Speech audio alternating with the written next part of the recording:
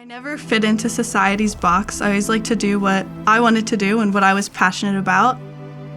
I think I've found my purpose. I don't know if everybody has one, but this is definitely mine. I can't imagine doing anything else. This is what I love.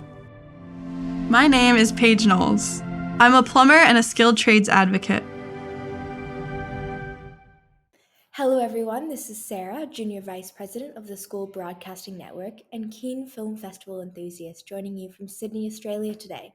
The second annual Regeneration International Youth Film Festival is running across 2 evenings, the 21st and the 28th of September this year, and we are very pleased and honored to be collaborating with several film festivals and film production companies around the world to bring together a stunning curation of films for RIF 2023.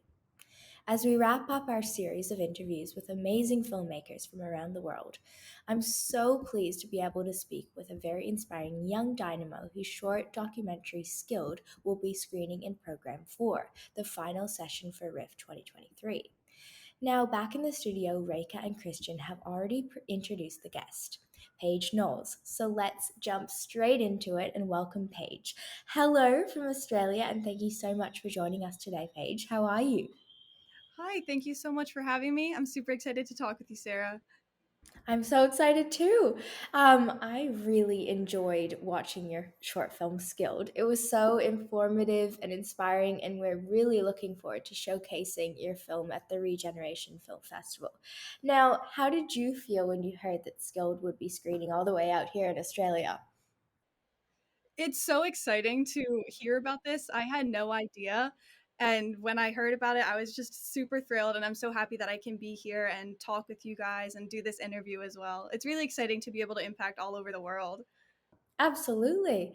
Now, Paige, the documentary showcases the professional skills and creativity of young people in trades, as well as your contributions to society and the environment. Can you share some pivotal moments? I know that you touched upon this in the documentary, but just for our audience who hasn't yet seen it, can you touch on some pivotal moments that have led you to embrace a career in skilled trades?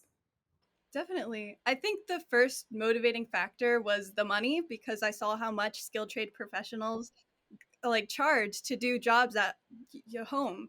But as I've gotten into the industry, just the fulfillment from contributing to society and helping homeowners is really impactful, and it's a feel good moment.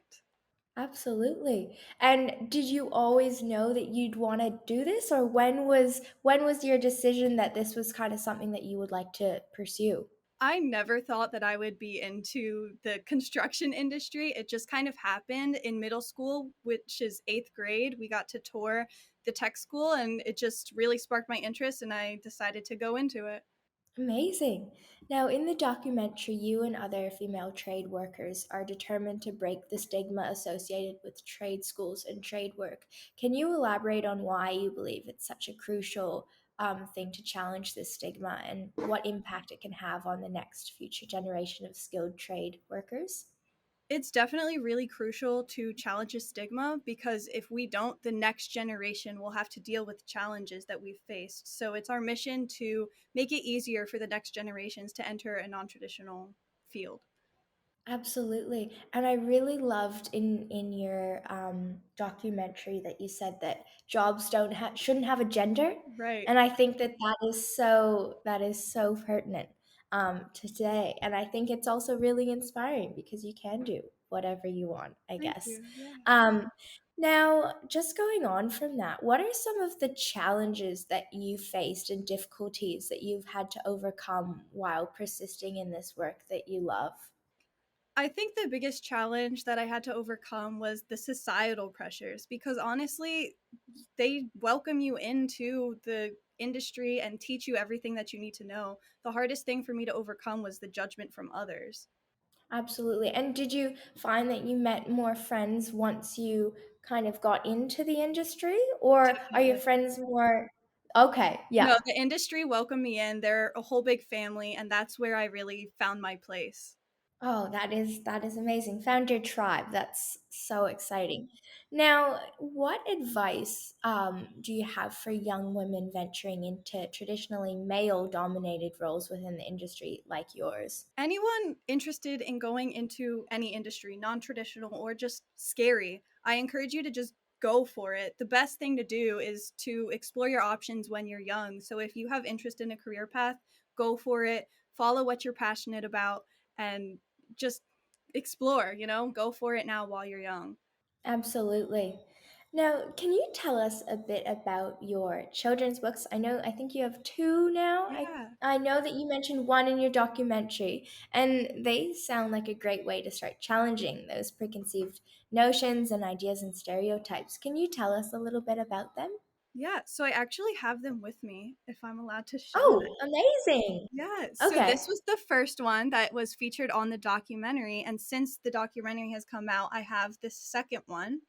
And it's really Mhm. exciting because they teach kids to do work at their houses. Can I read some of them? Which one would you like me to read?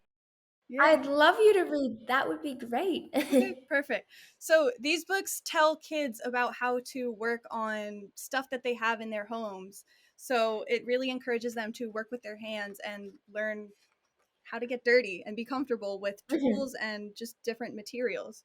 So it starts off with me introducing the customer and figuring out what was wrong. So the running toilet, make a little joke, toilets don't have legs. And then I explain what the possible issues could be and how to problem solve them. So there's a test to see if the flapper, which is this part in a toilet, is leaking. Mhm. So you put dye in the tank, and if the dye comes into the bowl, that means that it's leaking from here, and you probably have to replace the Okay. flapper. So it's very like in Mhm. depth, but also kid friendly to Yeah. show them how Yeah. to do the job at home with help from their parents, of course. But it really motivates young kids to work with their hands and to explore the industry. And then hopefully they won't be as intimidated by it as they get older.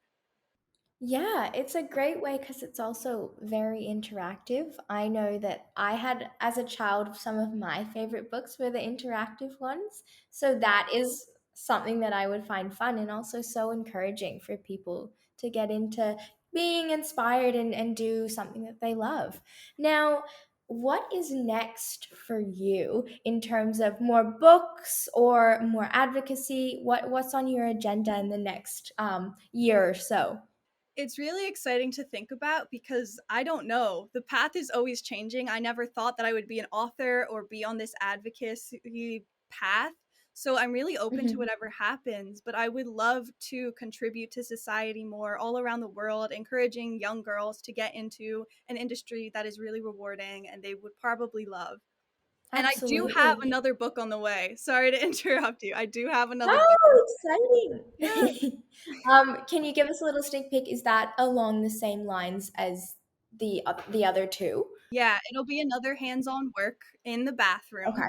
Hopefully, I will have a bathroom series and I can explore more of the house and maybe touch on electrical and heating and air conditioning and other areas of the house and construction. But right now, we're focusing on the plumber series and then we'll move forward from that. Definitely, books are part of the mission though, because it's so accessible and interactive with kids.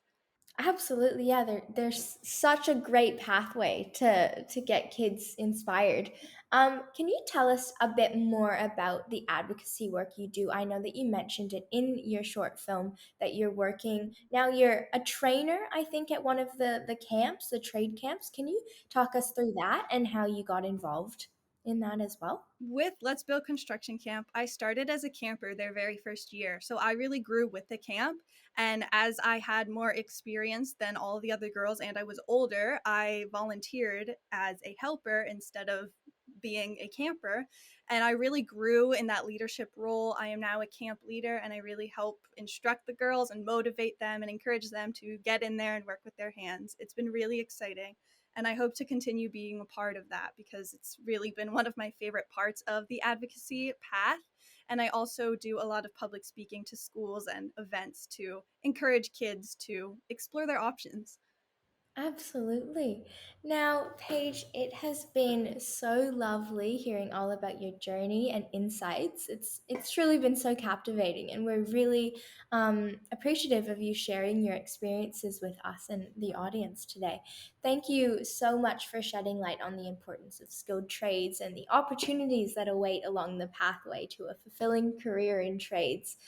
We wish you all the success in the future in your advocacy, in your book writing, and in all your other endeavors and work as well. So, thank you so much for joining us today, and we look forward to seeing you at the festival hopefully next year as well. That would be amazing. Thank you so much for having me and allowing me to spread my word. Absolutely. All right, bye. And we will go back to the studio now.